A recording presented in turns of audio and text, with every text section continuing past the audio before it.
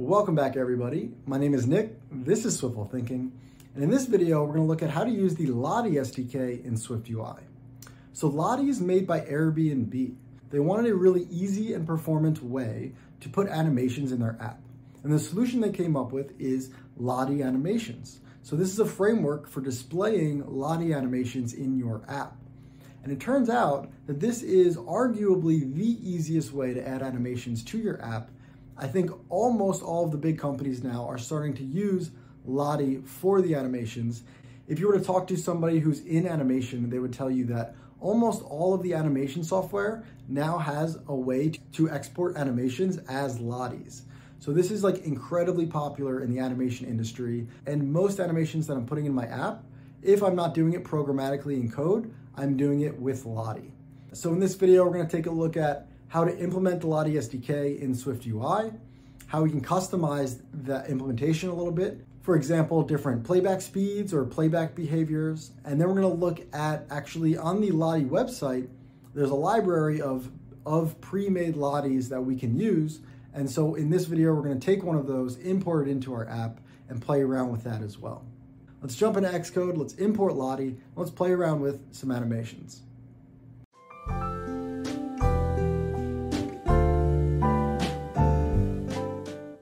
Welcome back, everyone. We are again in the Swiftful Thinking SPMs and SDKs project.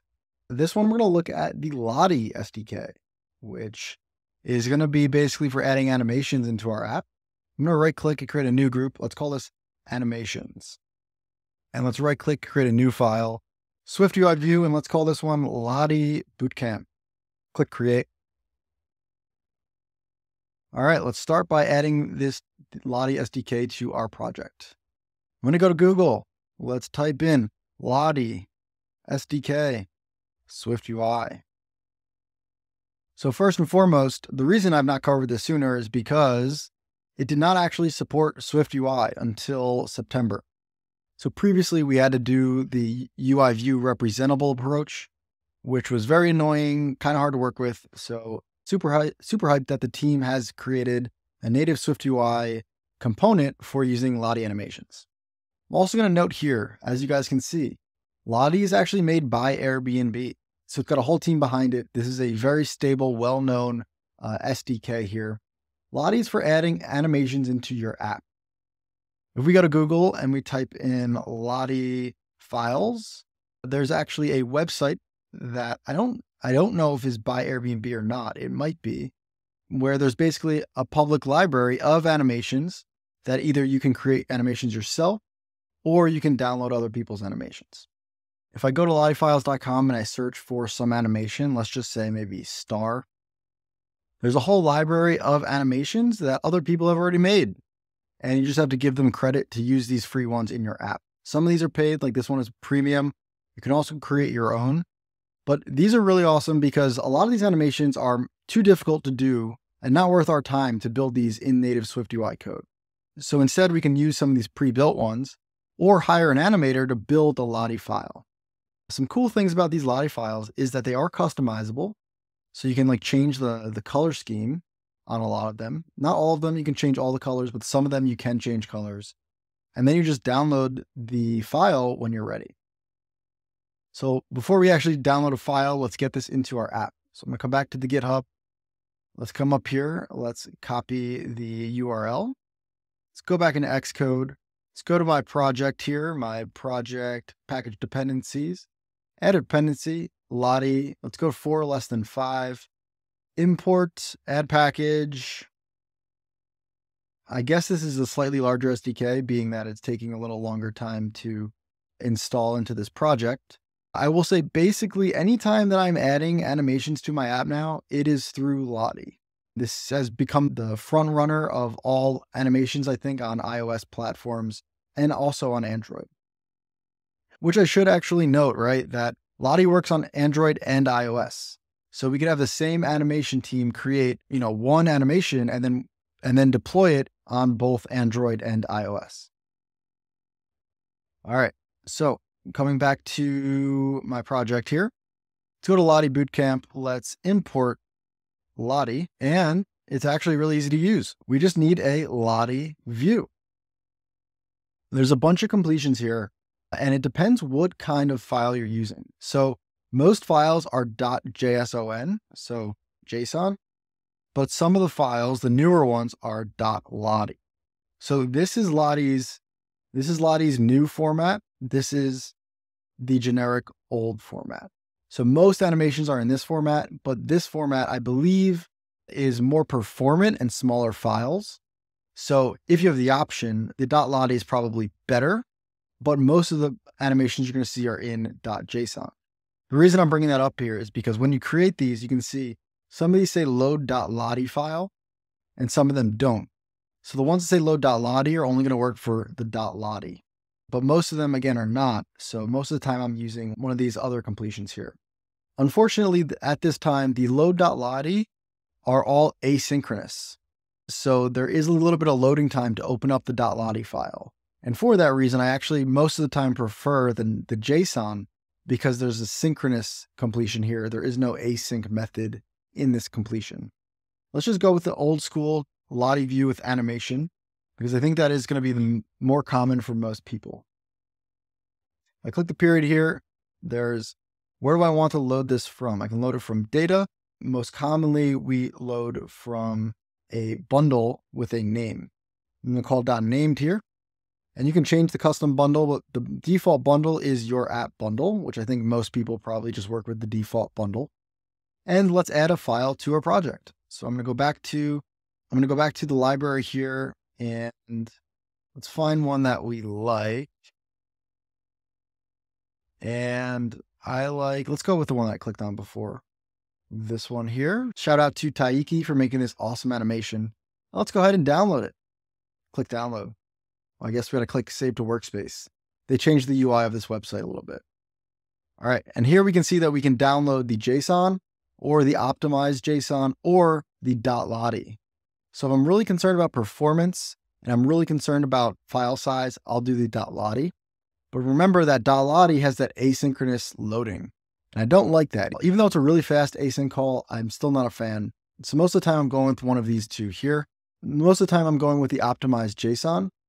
But you'll see that this is premium and I'm in a free account right now. But for now, let's just use the old school free one. Let's click download. If you open up the download, it looks scary. This is what a Lottie file looks like by default. And it's crazy that this is what converts into the animation, right? So it's like humans would never be able to read this, but just this piece of JSON converts to this really cool animation, which is awesome. So what I'm going to do, let's open up the Finder. So what I'm going to do is just click and drag the animation into my bundle. I'm going to make sure that I copy items if needed and I add it into this target. And I'm just going to change the name here to, let's call this star animation.json. Let's go back into my project here. And I'm just going to make sure I use the same name, star animation. And let's see if it loads. Cool. And we got the star animation on here. Sometimes I feel like I have to add .json. Sometimes I don't. I don't know if maybe they changed that. But anyway, super simple, right? You just bring the file into your project and then add the name here. If I was loading this through like a database, I would probably have a Lottie view where I load the animation from data. So I've downloaded the data from the internet somewhere, and then I just inject the data into the Lottie view. So if I don't have these in my bundle, I'd probably have to use the data method. They also have a Lottie view from a dictionary as well. So if you downloaded the JSON as a dictionary, you could just pass in the dictionary here. Rather than data type, you could pass in a dictionary of string any, which is how a lot of JSON comes through. Anyway, we have our star animation here. It is looking good, but it's not playing. So let's make sure we add a .playback mode. Couple playback modes here. Paused at a certain frame, playing, or paused. We'll go .playing. And how do we want it to play? We want it to play, let's go to progress. Progress from 0 to 100, 0 to 1. Let's go play to 1. And then let's say loop so it keeps restarting. Awesome. Now off the bat, it's going to play from 0 to 1 and then loop back and restart. I can also change this to do auto reverse. So now it finishes and then goes backwards. Looks nice. I can also do play once. So a lot of times when the screen appears, you might want to do an animation one time and then not have it happen again. And this is how you do it. There's a bunch of ways to customize this here. So we can do .playback mode. Maybe we want it paused at a progress of 0.6. So we can move it throughout a specific part of the animation. We got the play mode down. I'm just going to keep this as loop for now.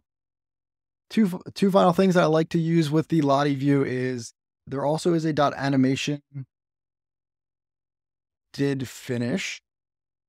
There's a lot of modifiers here that I'm not going to go through. You guys can play around with animation, maybe speed and stuff, but animation did finish is a pretty big one. So animation did finish, and now we can execute some code when it's done animating.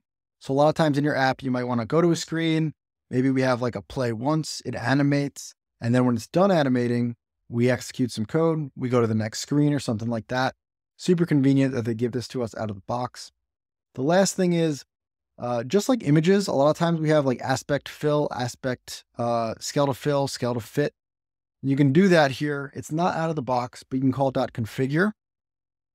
And this will be, we'll call this the Lottie animation view. And we can just call the view.content mode. And we can set it equal to aspect fill or aspect fit. This view is like the UI kit view that's under the hood.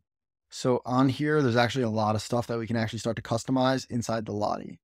This is basically all stuff that's under the hood that is not adapted for SwiftUI yet.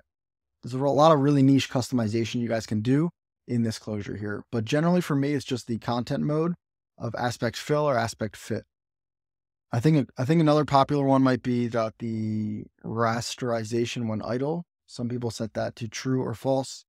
Rasterizing will improve performance of static animations. Not fully sure what that means, but I've seen people use it.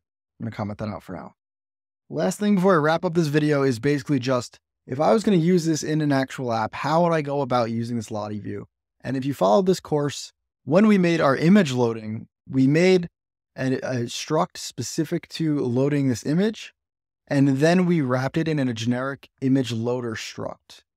This way, when we use it across our app and all the files, right, we don't have to import specific SDKs in every single file. We don't have to worry about that SDK code in every single file. Instead, I just wrap it in my kind of local version of it.